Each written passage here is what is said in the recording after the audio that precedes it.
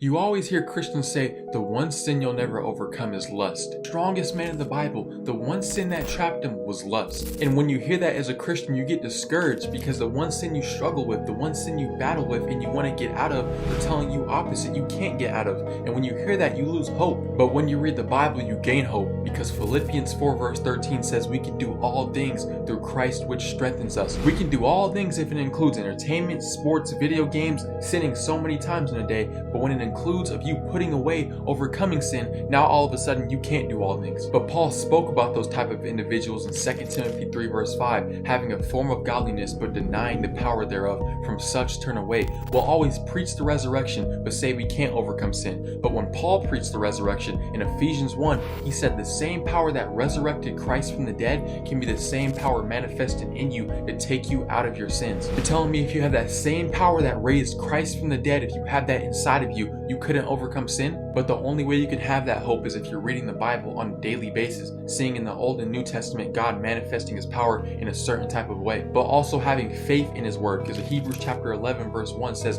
now faith is the substance of things hoped for. Everywhere throughout the Bible, the people writing was for the purpose of to give us hope, the resurrection, of us getting out of the situations we're in. It was to give us hope, and that's why we are to have that hope that we are to eventually overcome sin.